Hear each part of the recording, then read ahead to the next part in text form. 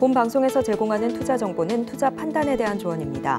방송에서 제공하는 주식의 가치, 가격 상승 및 하락에 대해서는 방송사에서 보장하지 않습니다. 시청자 여러분 안녕하세요. 해외 선물 상황을 가장 빠르게 알아볼 수 있는 시간, 해외 선물 신세계 리턴즈의 김희정입니다. 이 한국 시간으로 10시 30분에 미증시는 개장을 했고요. 지금 미국 3대 지수 상승세로 출발하는 모습 보여주고 있습니다. 이 오늘 발표된 미국의 1분기 GDP 잠정치는 1.1%로 예측치와 이전치를 하회했습니다. 이 매주 발표되는 미국의 신규 실업수당 청구 건수는 23만으로 예측치와 이전치를 하회했는데요. 미국 부채 한도 협상의 불확실성도 높아지고 있습니다. 우리 시각으로 오늘 아침이었죠. 공화당 하원이 지출 축소안을 통과시켰기 때문인데요. 어차피 상원에서 다수의 당은 민주당이기 때문에 법안은 향후 부결될 테지만 일단 하원에서 통과된 이상 백악관도 공화당과의 협상 테이블에 나서야만 하는 상황에 처했습니다. 대규모 정부 지출 삭감을 요구하고 있는 공화당과 증세 없이 재정 적자 축소는 어렵다는 민주당. 이 둘의 줄다리기가 정리되기 전까지는 이 시장의 변동성이 클 수밖에는 없는데요. 지금의 안개 속에서 우리가 취할 수 있는 투자 포지션, 오늘도 해외 선물 신세계 리턴즈에서 함께 알아보도록 하겠습니다. 그럼 오늘 함께하는 마스터 지금 바로 화면으로 만나보시죠.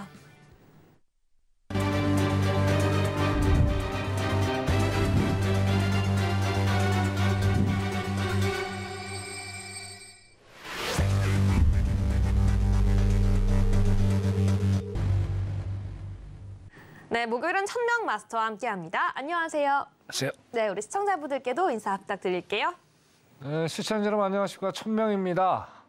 자, 내일이면 미국 증시의 최대 변곡점이 될 수 있는 하루가 기다리고 있죠. 뭐 다들 아시다시피 개인 소비 지출, 거기다 이제 기대 인플레이션, 여러 가지 이제 상당히 중요한 지표들이 많이 남아 있어요. 자, 오늘 코스피장 나름대로 이제 상승을 좀 해서 며칠 동안에 SG증권의 사태를 좀 진작을 시켰는데 내일 또 시장이 어떻게 펼쳐질지 상당히 좀 지켜봐야 될 그런 순간인 것 같습니다. 자, 4월 달 열심히들 우리 시청자 여러분들 투자하시느라고 고생들 많이 하셨는데 내일 어떻게 또 깔끔하게 마무리가 돼서 좋은 결과를 얻으셔가지고 4월을 잘 마무리하시길 바라겠습니다. 자, 내일 이제 중요한 이슈 거기에 대해서 오늘 또 제가 나름대로 분석을 자료를 좀 가지고 왔습니다. 잠시 후에 시청자 여러분들과 말씀을 드리는 그런 시간을 갖도록 하겠습니다. 잠시 후에 뵙겠습니다. 이상입니다.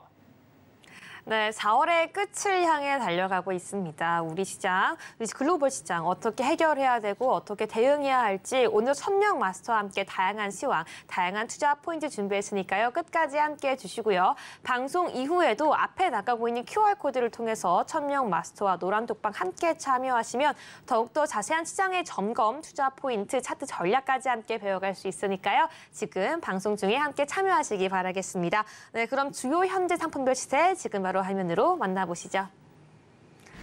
네, 현재 지금 오일과 나스닥, 미니 S&P 상승하는 모습 보여주고 있고요. 골드와 파운드와 유로드 현재 하락하고 있는 모습 보여주고 있습니다.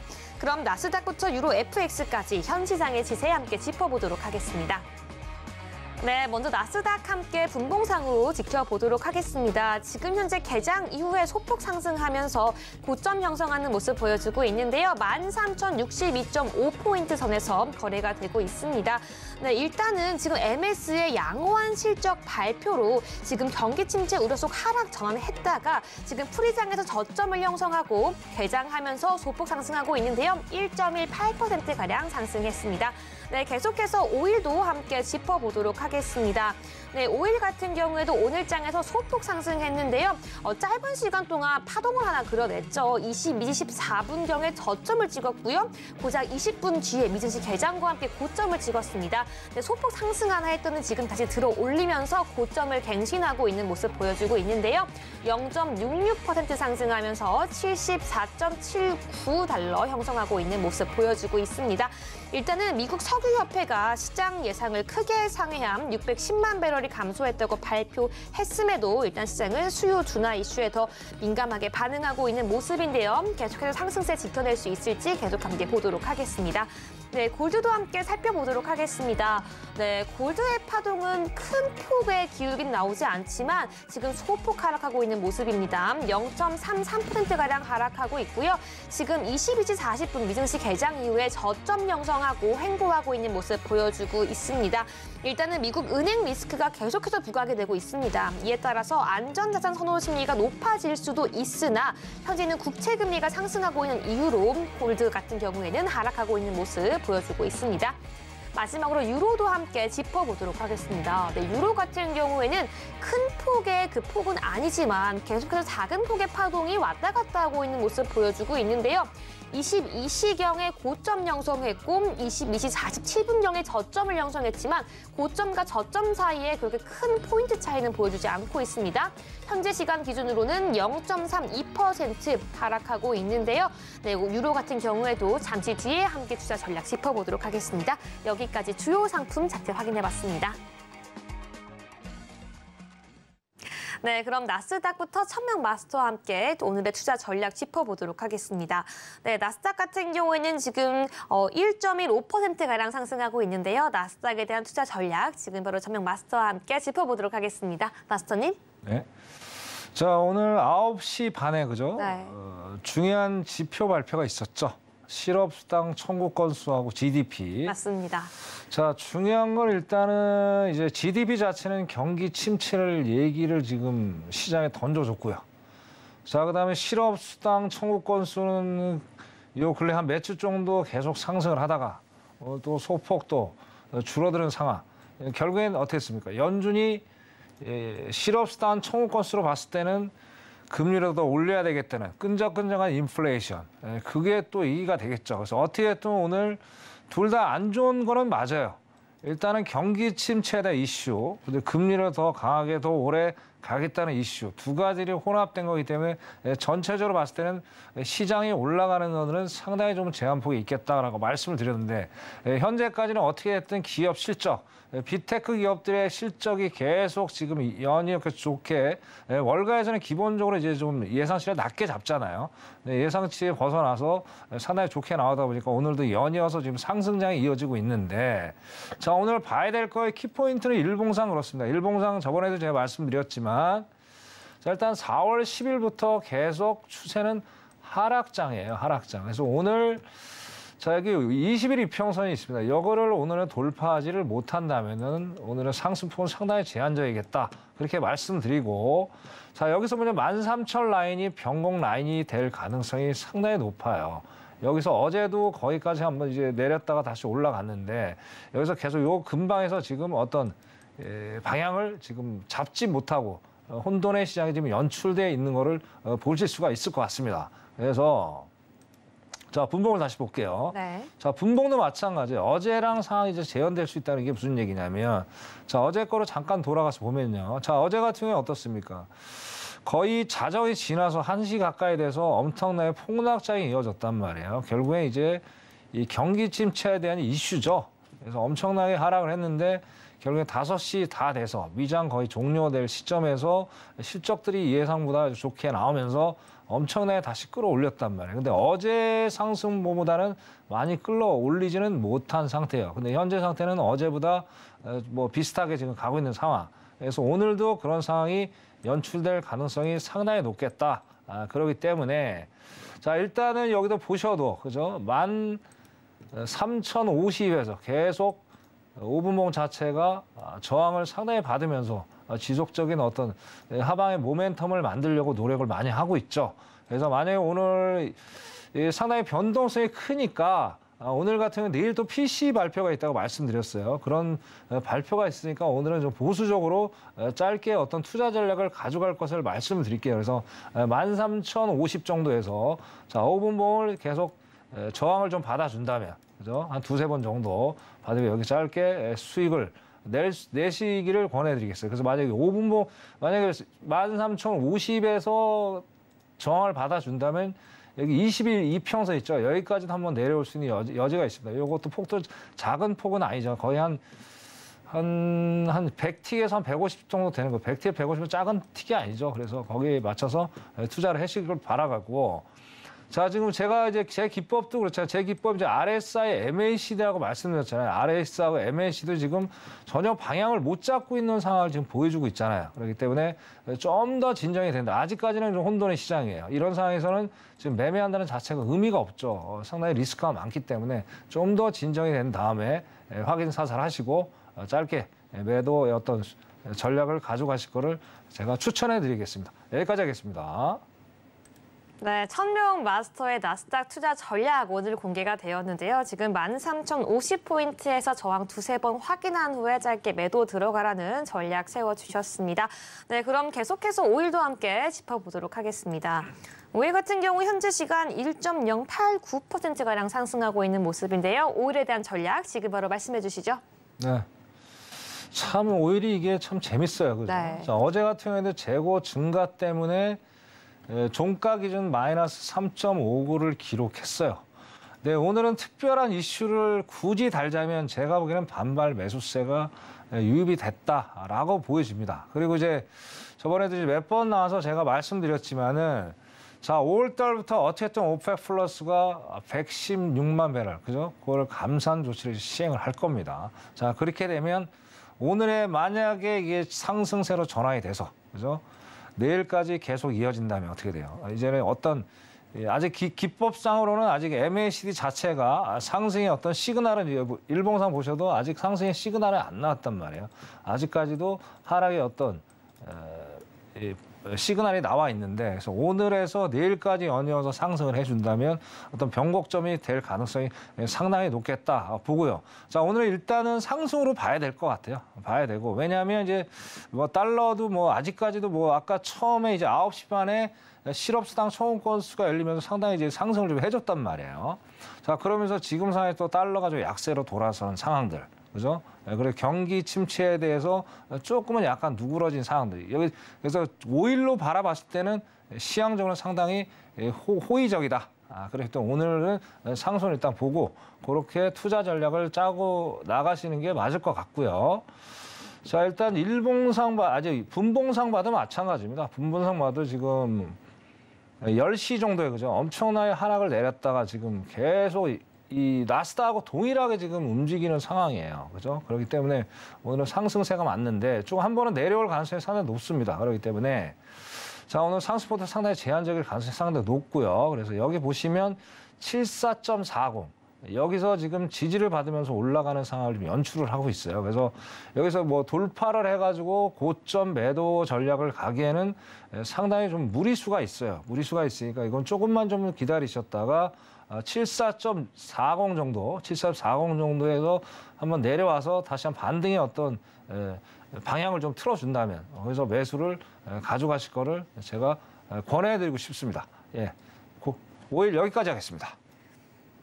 네, 오일에 대한 전략도 함께 짚어봤는데요. 74.4달러에서 지지 확인한 후에 매수 전략 가져가라고 짚어주셨네요.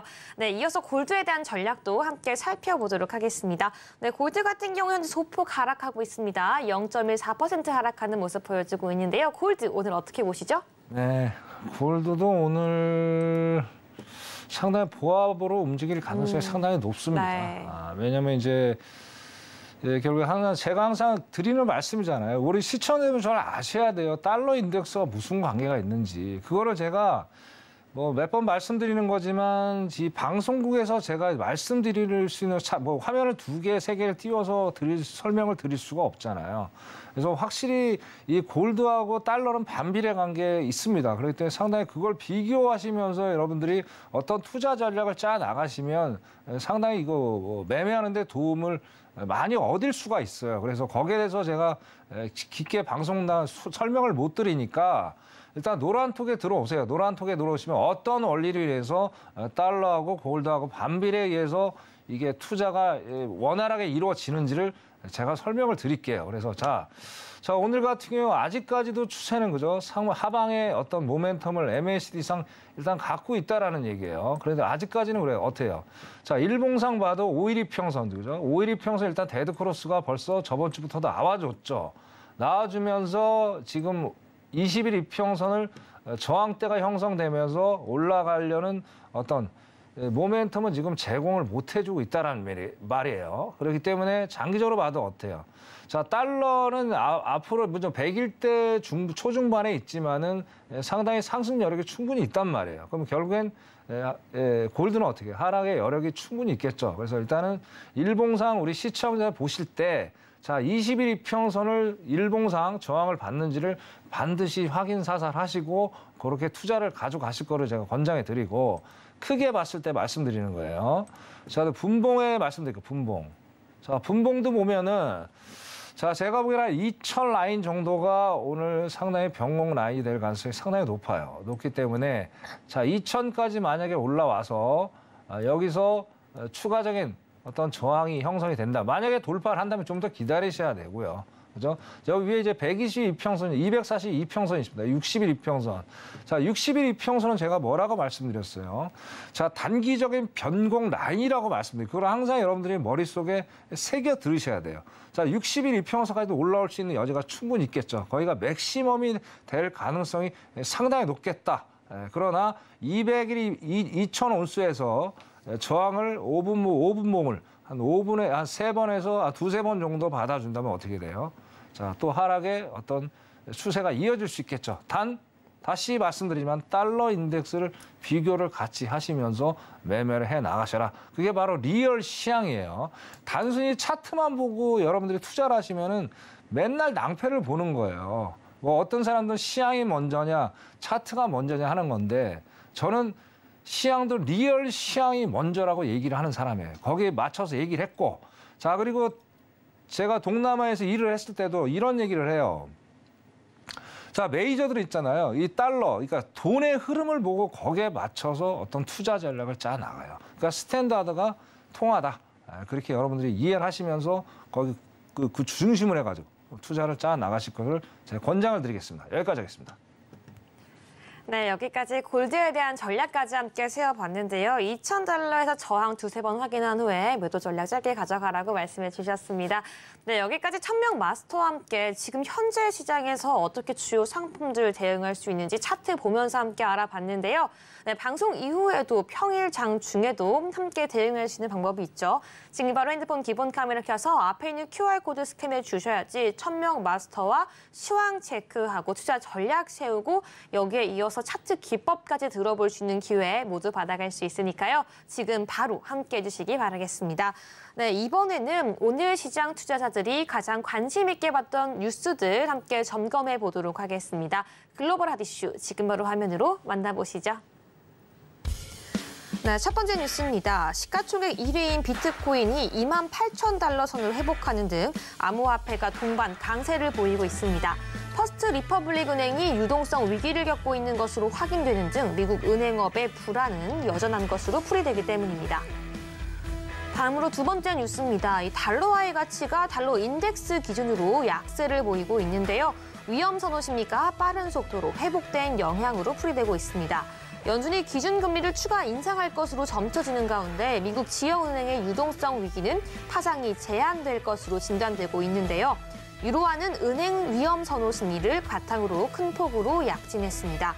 유럽 중앙은행이 연준에 비해 매파적인 통화정책 행보를 강화할 수도 있다는 우려가 반영됐기 때문입니다.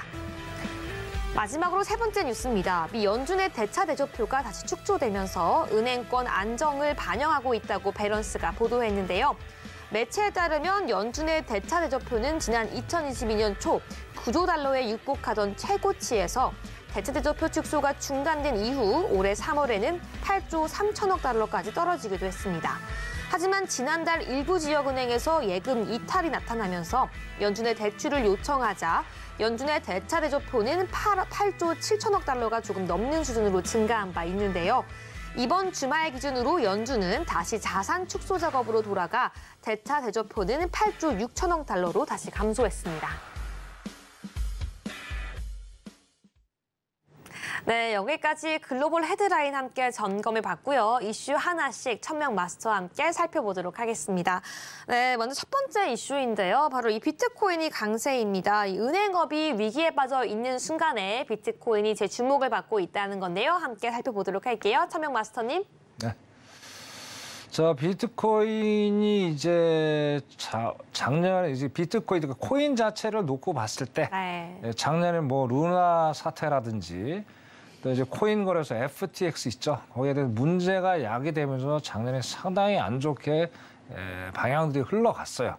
근데 올해도 뭐 연초에는 그렇게 뭐 일단 1월 달엔 조금 상황이 좋았지만 2월 달에 이제 여건들이 상당히 안 좋았죠. 어떻게 보면 이게 나스닥하고 약간은 커플링이 되면서 움직이는 경향들이 요즘에 상당히 많이 보이고 있어요. 작년에도 마찬가지였고. 그죠? 자, 아무래도 이제 그런 여러 가지 원인이 있겠지만 지금 이제 얘가 갑자기 2만 뭐 8천 달러까지 회복했다는 얘기는 뭐 여러 가지가 이슈가 있겠죠. 이슈가 있겠죠. 첫 번째로 보면 이제 3월에 파월 의장이 이제 코인 자체에서도 긍정적으로 얘기를 한 그런 내용들이 있어요. 그런 것도 좀 반영이 좀 된 것 같고, 그 다음에 이제 어쨌든 자, 기본적으로 우리가 안전 자산은 어떻게 얘기를 합니까? 이제 골드하고 국채라고 이제 몇 번 말씀을 드렸죠. 자, 골드라는 거는 이제 골드가 지금 많이 올라왔잖아요. 근데 이제 2,000온스에서 계속 박스권이 형성이 돼 있는 모습. 결국엔 그 얘기는 뭡니까? 자, 올라간다는 어느 정도 한계가 있다라는 거예요. 자, 역으로 따지면 아까 반비례에 있다고 그랬죠. 달러하고. 달러는 위험 자산이잖아요. 비트코인도 위험 자산이고요. 그죠? 자, 그러다 보니까 달러가 어쨌든 위험 자산이긴 하나 아직까지는 101점 초중반을 찍고 있기 때문에 언제든지 다시 한번 튀어오를 수 있는 여지가 충분히 있다라는 거예요. 자, 그러면 그 결국에 안전자산인 골드한테는 또 악재가 될 수가 있겠죠. 자, 그리고 두 번째로 또 뭐가 있냐면, 자, 국채도 이제 안전자산이라고, 미국 국채는 뭐 전세 안전자산 누구나 다 알고 있는 얘기잖아요. 근데 여전히 지금 많이 흔들리고 있어요. 흔들리다 보니까 일단 아까 뭐 부채 한도에 대한 이슈가 대도 되다 보니까 그런 이슈가 있다 보니까 엉뚱하게 이제 코인 자체가 어떤 이 투자의 포인트로 지금 자리매김을 하고 있다라고 지금 보여져요. 그리고 또 결정적으로 이제 그 SVB 사태 이거 딱 터졌죠. 자, 그때 터지면서 갑자기 이제 코인이 이제 상당히 부각이 많이 됐는데, 자, 과연 이게 계속 지속적으로 갈 것이냐? 거기에 대해서 상당히 의문점을 좀 던질 수가 있겠죠. 일단 장점이 있고 긍정적인 측면이 있고 또 부정적인 측면이 있다고 저는 보여집니다. 일단은 긍정적인 측면은 일단은 어떻게 됐든 지금의 어떤 자산 자체를 약간은 대체할 수 있는 그런 어떤 투자 상품이 됐다는 게 또 긍정적인 거고, 또 여기 보면 이제 반감기라는 게 있어요. 뭐 반감기가 뭐냐면 이제 해 4년마다 일단 코인 수를 자꾸 이제 절반으로 줄이는 거예요. 그럼 내년에가 이제 반감기에 코인이 이제 줄어들죠. 코인이 양 자체가 줄어들면 어떻게 됩니까? 그만큼 희소성의 가치가 있기 때문에 가격이 더 올라갈 수 있겠죠. 코인 안에서 바라봤을 때는. 그죠? 자, 그리고 이제 그 부정적인 측면은 또 뭐가 있냐면, 어떻게든 작년에 FTX 이제 코인 거래소 때문에 일단 규제를 상당히 좀 세게 가져간다는 얘기가 있죠. 거기에 대한 규제. 아직은 이게 제도권 밖에 있는 어떤 상품이잖아요. 그리고 이제 마지막으로 더 드릴 수 있는 말씀은 뭐냐면, 자, 아직은 어떤 얘가 확실하게 어떤 자산으로 자리를 매김할 수 있다고 보기도 상당히 좀 어폐가 있어요. 그래서 자, 일단 제가 보기에는 지금 일시적인 현상이다라고 일단 보여지고, 여기 일단 그리고 또 이제 결정적으로 가격 자체가 너무 비싸잖아요. 거의 우리나라 돈으로 뭐 3천만 원 정도 하는 상당히 큰 금액이기 때문에, 자, 장기적으로 봤을 땐 투자하는 거는 제가 나쁘지는 않다. 근데 일단은 좀 여유가 되시는 분에 한해서 이런 장기적인 어떤 주식의 관점으로 장기적인 투자 개념으로 가시는 건 괜찮은데, 뭐 짧게 어떤 단타 개념으로 수익을 내는 거는 좀 리스크가 너무나도 높기 때문에 그거는 제가 권하고 싶지 않고요. 장기적으로는 투자의 매력이 있는 상품이 되겠다라고 저는 이렇게 짧게 설명을 좀 드리고 싶습니다. 여기까지 하겠습니다. 네, 여기까지 첫 번째 이슈, 이 비트코인 강세 이슈까지 함께 짚어봤습니다. 저희는 두 번째 이슈로 한번 바로 넘어가 보도록 할게요. 네, 이 위험자산 선호 심리가 회복되면서 달러화는 또다시 하락하고 있습니다. 네, 시장 근처 달러화에 대한 얘기가 굉장히 많이 들려오고 있는데요. 달러화에 대한 전망, 지금 바로 천명 마스터와 함께 짚어보도록 하겠습니다. 네, 천명 마스터님, 달러화가 오르고 내리고 위협받고 위협받지 않고 이런 얘기가 굉장히 많이 들려오고 있습니다. 달러화 한번 이야기해볼까요? 참 달러가 이제 뭐 어떻게든 제가 매번 나와서 드리는 말씀이지만 달러는 결국엔 가장 큰 핫 이슈죠. 누가 봐도 그건 부정할 수 없는 얘기고. 자, 작년까지만 해도 얘가 달러 인덱스가 114까지 갔던 게 지금 100일 초반대. 100일 초반대를 지금 계속 유지를 하고 있다는 자체. 자, 그거는 결국엔 어떻습니까? 일단은 달러에 대한 어떤 메리트가 지금 조금은 떨어지고 있다라는 얘기죠. 자, 거기에다 또 뭐가 있냐? 일단은 미국의 어떤 부채, 아까도 다시 얘기했지만 미국 자체가 지금 흔들리고 있잖아요. 어떻게 봤든. 그래서 그러다 보니까 주변국에서도 계속 해방을 노는 뭐 중국이라든지 브릭스 단체들 자체가 이제 뭐 어떤 통화 시스템을 따로 가져가자 얘기들이 많이 이제 돌면서 달러 자체가 지금 흔들림을 좀 많이 받고 있는 상태. 주변국으로 보더라도 이제 그런 것들이 복합적으로 엮여다 보니까 어때요? 달러가 지금 전혀 맥을 못 치면서 위험 자산이 뭡니까? 증시라든지 뭐 아까 이제 코인도 위험 자산이니까 그쪽으로 분산 투자가 되는 상황들이 연출을 하고 있어요. 그다음에 이제 그 기축 통화로도 또 이제 어떤 달러의 약세를 또 붙이고 있는 게 뭐냐면, 자, 22 유럽은 지금 미국보다 더 심각해요. 인플레이션이 많이 안 잡히고 있어요. 오히려 다시 작년으로 회귀가 되고 있는 그런 상황들을 데이터상에 많이 볼 수가 있다라는 거예요. 그래서 22 총재 리가르드 총재가 이번에도 0.50 빅스텝이죠. 빅스텝을 다시 올릴 것을 지금 단행을 하고 있다. 라고 하는데, 왜냐면 유럽은 또 이 상황이 또 이럴 수밖에 없는 거는, 자, 우크라이나 러시아 전쟁이 아직도 계속 진행형에 있잖아요. 그러다 보니까 미국보다 더 리스크가 더 많을 수밖에 없다라는 얘기죠. 그리고 이제 그렇게 나름대로 미국 못지않게 작년에 그죠? 금리를 엄청나게 올렸음에도 불구하고 미국보다 더 상태가 안 좋다. 그러면 상당히 심각할 수밖에 없죠. 그래서 0.5 올리니만 이게 또 결국엔 달러하고 이제 어떤 경쟁 관계 있잖아요. 경쟁 관계 있다 보니까 어떻습니까? 달러의 어떤 약세를 더 부추기는 그런 역할을 좀 할 수가 있겠죠. 왜냐하면은 자, 미국은 이제 작년 12월부터 0.25 베이비 스텝을 단행을 했어요. 지금도 이제 5월 달에 또 베이비 스텝. 일단 갭이 일단 0.25라는 갭이 있잖아요. 그래서 아직은 뭐 이제 유럽 자체가 미국의 어떤 금리까지 쫓아오지는 못하겠지만 거의 근접해 있다는 자체가 달러의 어떤 약세를 계속 더 붙이고 있다라고 말씀을 드리고요. 자, 그에 반해서 좀 더 긍정적인 건 뭐냐면, 자, 어떤 BOJ가 이제 초완화 정책, 결국에는 이 제로 금리, 돈을 푸는 거를 계속 유지를 하겠다고 그랬어요. 정권이 BOJ 총재가 바뀌었음에도 불구하고. 자, 그러면 결국엔 뭐예요? 얘도 경쟁 관계에 있는 거잖아요. 달러하고. 그러면 달러가 얘가 이제 엔화 자체가 약세로 돌아서니까 달러의 어떤 강세를 또 부추길 수 있는 그런 역할을 할 수가 있죠. 그래서 일단 좋은 점도 있고 달러한테 좋은 점도 있고 나쁜 점도 있다. 이렇게 복합적으로 봤을 때 어떻습니까? 상당히 제가 보기에는 달러가 100일을 지킬 여지가 충분히 있겠다 또 봐야 돼요. 자, 그다음에 이제 달러가 더 올라갈 수 있겠다는 게 내일이 제일 중요해요. 내일이 D-Day잖아요. 내일 중요한 게 뭐냐면 여기 자 오른쪽 잠깐 보시고 돼요. 설명을 드릴게요. 네. 자, 일단은 연준이 제일 먼저 바라보는 건 뭐라 해서 개인 소비자 지출이죠. 개인 소비 지출. PC죠. PC. 그죠? 자, PC가 이제 근원이 제일 중요하다고 제가 몇 번 말씀드렸어요. 자, 작년하고 올해하고 상황이 완전히 다르기 때문에 그걸 보시면 안 되고 근원이 제일 중요해요.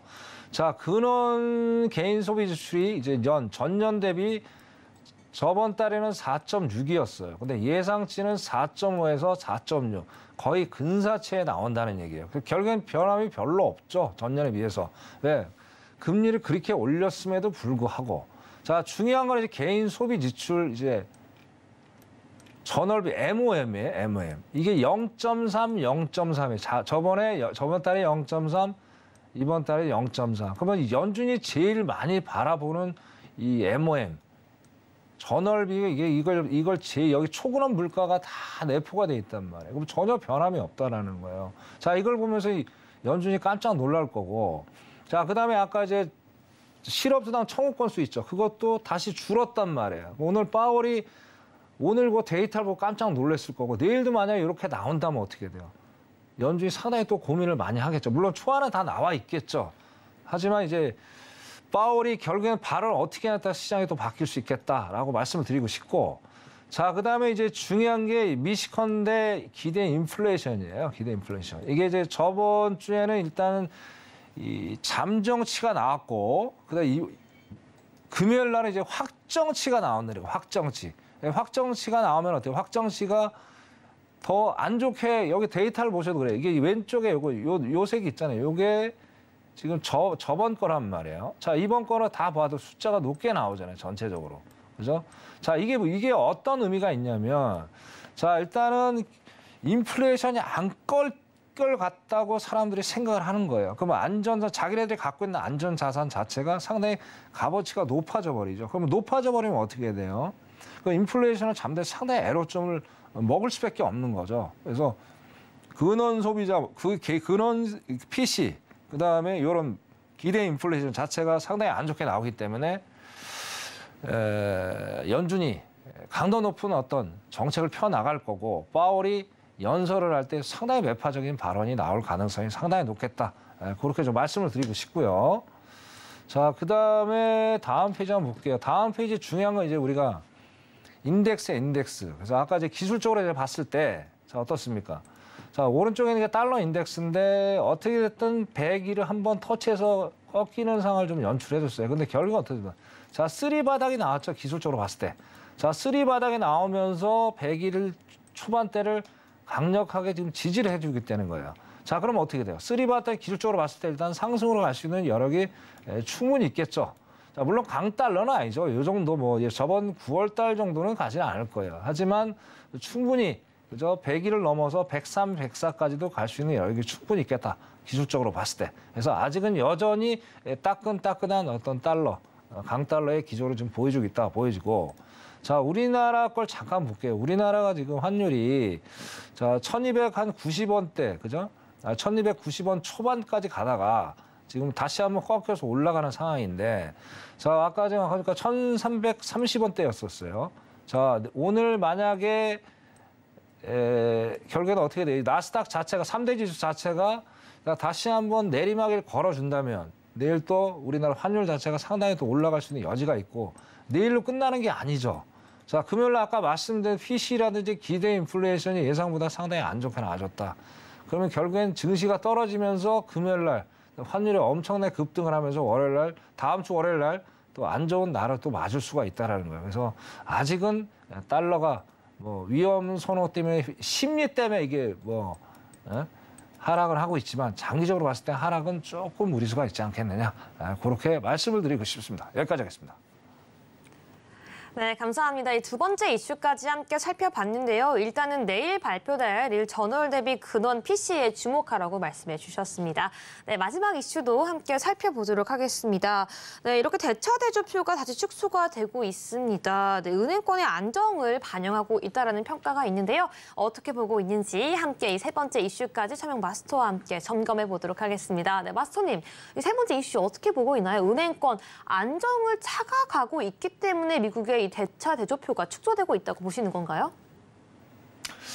이거는 아닌 것 같고요. 네. 이거는 뭐 언론 플레이인 것 같고요. 뭐 지금 뭐 아시다시피 퍼스트 리퍼블릭 사태 터졌잖아요. 그쵸. 그리고 이제 뭐 이번 주 초였나요? 초였는데도 지금 10개의 중소형 은행에 지금 강등 조치란 상황들. 네. 그리고 뭐 상업부동산이 아직도 내간으로 잠재했고 파월도 분명히 얘기를 했잖아요. 공식적으로 발언했다는 건 그만큼 리스크가 있다라는 얘기죠. 아직도 터질 게 지금 줄줄이 사탕인데도 계속 이제 어쨌든 이 대선하고 참 맞물려 있다 보니까 자꾸 틀어막고 있는 상황. 그래서 요거하고는 좀 안 맞는 것 같다. 이렇게 보고. 자, 어느 순간 또 뭐가 이렇게 터지고 튀어나올지는 아무도 예상을 할 수가 없다라는 거예요. 그래서 일단 은행의 유동성 안정화 때문에 대차 대조표가 축소되는 건 아닌 것 같고. 자, 결국에는 뭐예요? 대차 대조표로 축소를 하겠다는 얘기가 이거라고 생각하시면 돼요. 자, SVB 사태가 딱 터지면서 어떻게 됐어요? 자, 일단 4천억을 풀었죠. 그죠? 자, 작년으로 한번 돌아가 보자면 작년 3월에 이제 연준이 대차 대조표, 그러니까 자기네식의 자기 살림을 좀 축소를 하겠다. 그래서 9조 달러라는 돈을 2022년도에 엄청난 돈을 풀다 보니까 어떻게 돼요? 이 시장에 돈이 남아도니까 이게 아니고 돈을 걷어들여야 되겠죠. 그래서 대차 대조표를 축소를 하면서 QT 긴축을 하겠다는 얘기를 동시에 지금 맞물렸단 말이에요. 그래서 작년에 이제 9조 달러, 뭐 한국 돈으로 따면 경이 가까우는 금액, 어마어마한 금액이죠. 경. 자, 그 금액을 어떻게 열심히 노력을 해가지고 작년에 7천억까지 줄여놨단 말이에요. 자, 줄여놨는데 여기 저 보시면 여기 요걸 보시면 나와요. 여기 이제 연준의 이제 대차 대조표의 어떤 그래프인데, 자, 여기 2020년 이게 9조, 거의 9조까지 왔죠. 9조까지 왔다가 조금 빠졌단 말이에요. 3월에 좀 빠졌잖아요. 자, 여기 어떠냐? SVB 사태 아까 말씀드린 그 사태 때문에 잠깐 빠졌단 말이에요. 아니죠. 좀 줄었죠. 줄었다가 네. 다시 올라갔죠. 그러면서 좀 보이지? 숫자, 글씨가 좀 작아서 안 보이는데, 자, 어쨌든 조금 밑으로 꺾이는 감이 없지 않아 있어요. 자, 이게 뭐냐면, 자, 인플레이션 잡으려면 시장의 돈을 일단은 줄여야 될 거 아니야. 그럼 뻔한 얘기 아닙니까? 근데 지금 갑자기 뭐 예상치도 못한 상황이 벌어지면서 연준에서 4천억을 풀다 보니까 야, 이렇게 해서는 안 되겠다. 왜?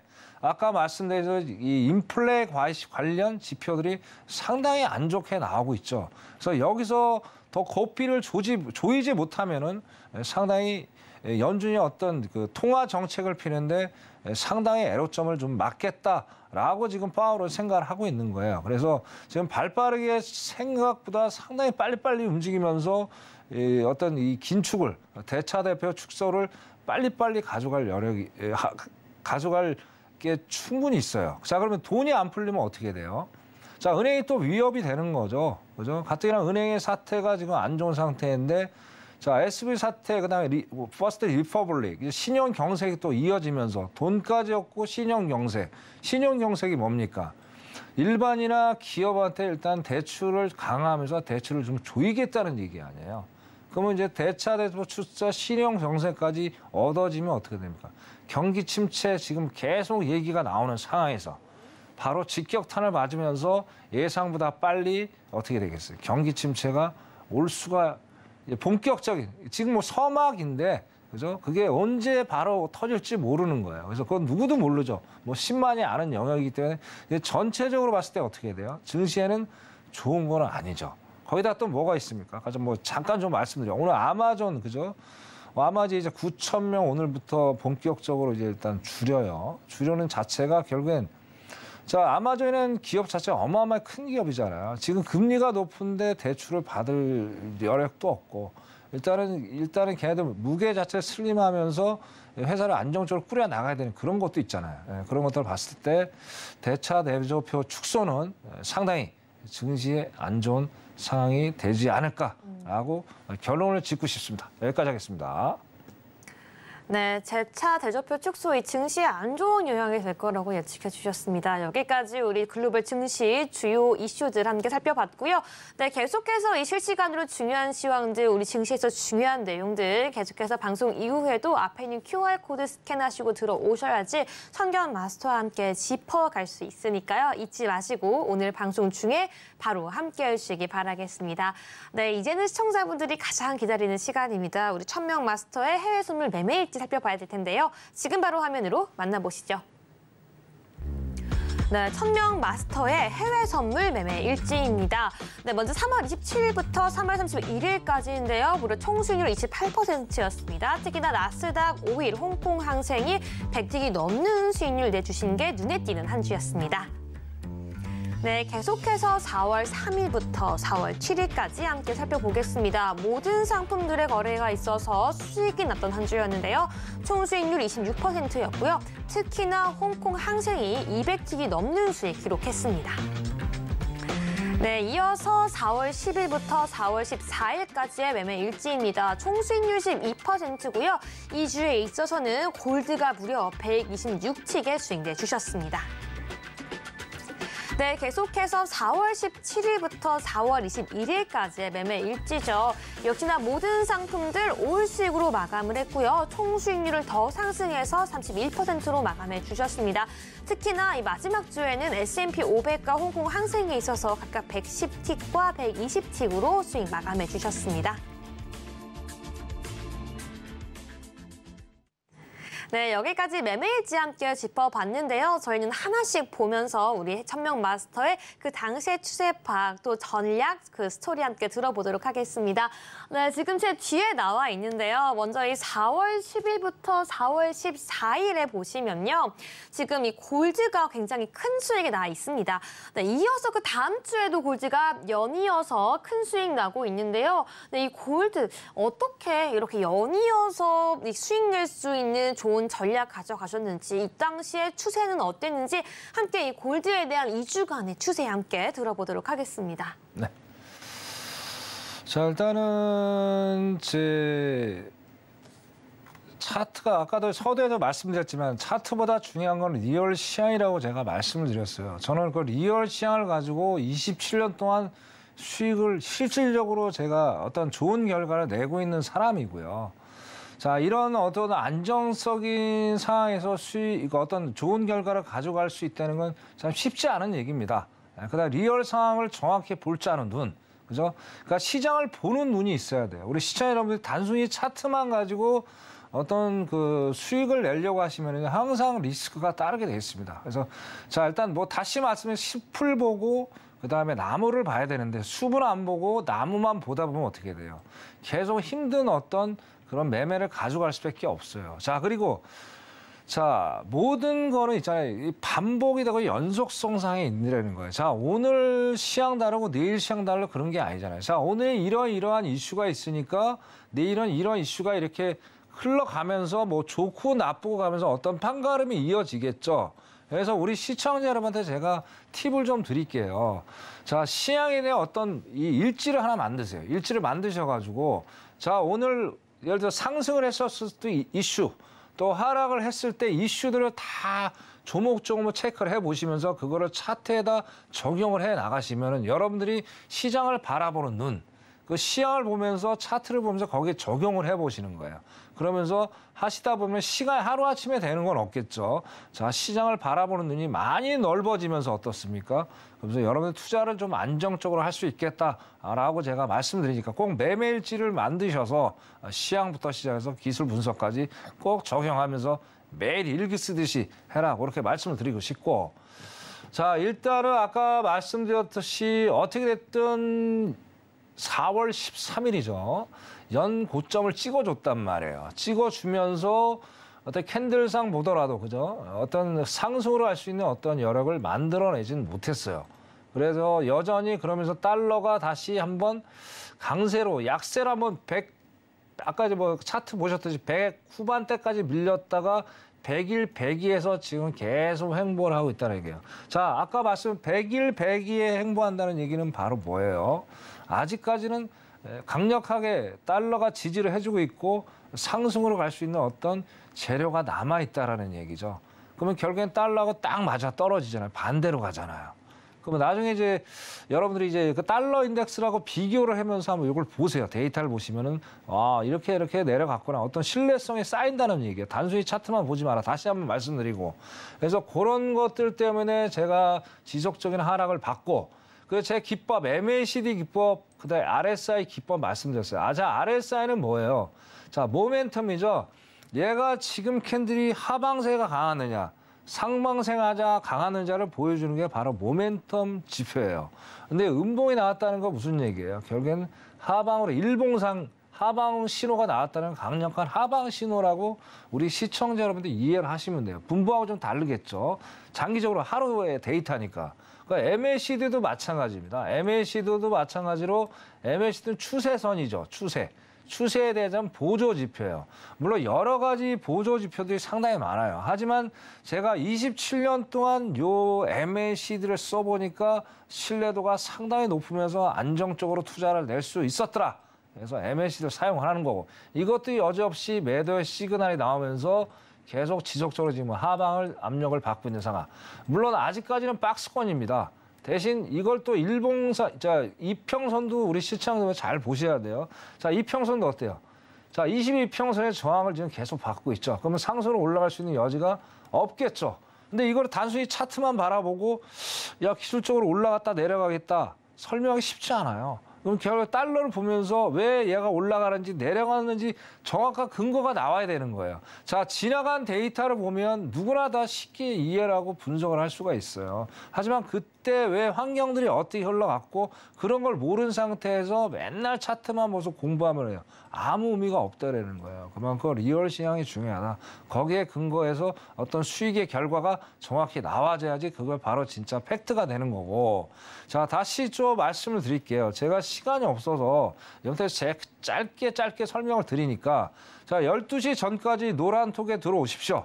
들어오신 분에 한해서 제 기법, 제가 27년 노하우가 담긴 기법을 무료로 배포해 드릴 거고요. 자, 그거와 더불어서 자, 또 이해가 안 되실 거 아니에요. 오시면 제가 설명도 드리고. 자, 그리고 제가 오전하고 오후에 매일매일 시향을 동영상을 올려드립니다. 자, 그걸 올려드리면서 어떻게 돼요? 자, 소득 기대라는 게 있으면 비빈다고 그러잖아요. 그러니까 여러분들이 저하고 계속 가시다면 오전 후 시향을 보면서 어떤 기대를 언덕이 있다 보면 또 매매라는 데 상당히 좀 안정적으로 갈 수 있겠죠. 그래서 12시 전까지 들어오시면 제가 드리도록 하겠습니다. 여기까지 하겠습니다. 네, 저희는 그럼 계속해서 좀 다음 매매일지 바로 짚어보도록 하겠습니다. 바로 지난주 매매일지 함께 살펴보고 싶은데요. 이 지난주 같은 경우에는 특이하게 이 해외 선물 외에도 국내 선물 매매가 또 있었습니다. 네, 국내 선물 매매도 함께 보고 싶은데요. 또 34치기의 수익을 내주셨습니다. 총 수익률 31%로 마감했던 한 주였는데요. 이 국내 선물에 대한 전략도 함께 짚어보도록 할게요. 네.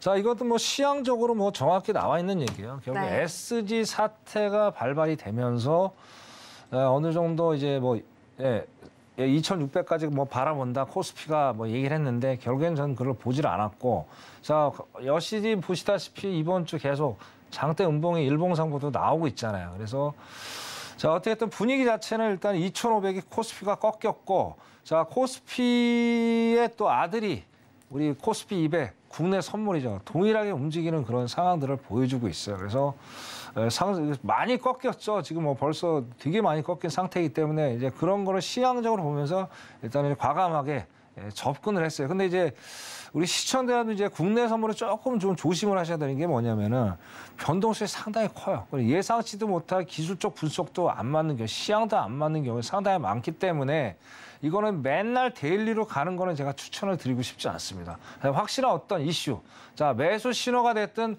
매도 신호가 됐든 확실한 이슈가 있어요. 한 달에 한 번이 됐든 두 번이 됐든 세 번이 됐든 있습니다. 그래서 데일리 매매는 하지 마시고요. 어떤 확실한 이슈가 있을 때 이거를 장기적으로 어떤 수익 전략으로 가져가시면은 상당히 안정적으로 수익을 낼 수 있겠다. 그렇게 국내 선물은 그렇게 말씀을 드리겠습니다. 여기까지 하겠습니다.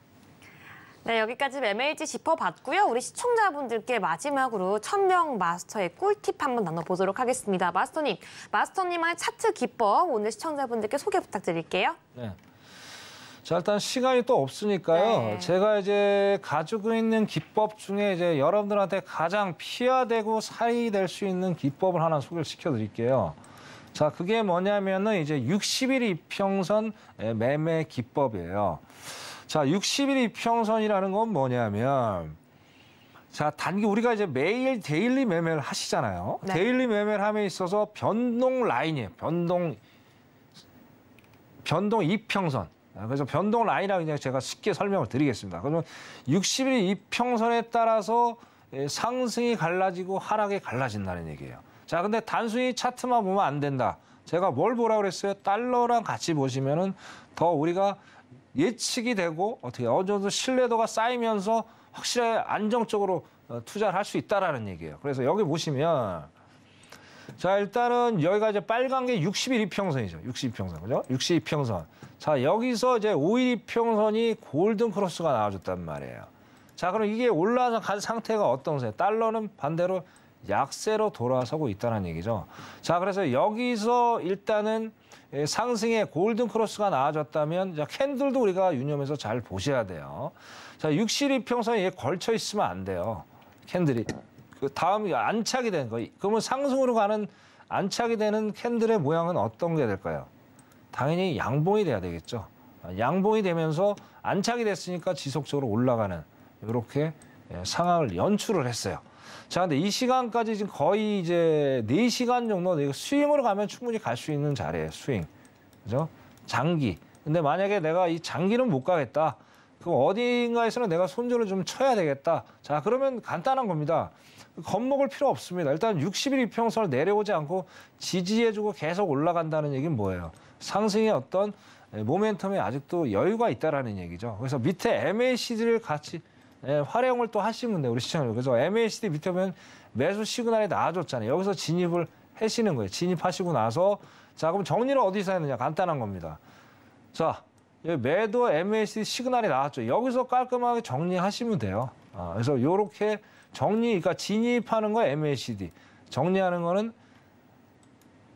것도 MACD. 요걸 보시면서 하시면은 확실하게 안정적으로 투자를 낼 수 있겠다. 이렇게 짧게 설명을 드리겠습니다. 여기까지 하겠습니다. 네, 여기까지 천명 마스터와 함께 오늘 시황 짚어봤습니다. 네, 오늘도 좋은 말씀 감사드립니다. 네, 본 방송에서 제공하는 해외 선물 정보는 투자 판단을 위한 조언일 뿐 해당 상품의 가치나 수익률을 보장하지 않는다는 점 다시 한번 안내해드리겠습니다. 오늘 저희가 준비한 내용은 여기까지입니다. 네, 이 시간에 더욱더 알찬 내용을 찾아오겠습니다. 오늘 밤도 시청해주신 여러분 모두 고맙습니다.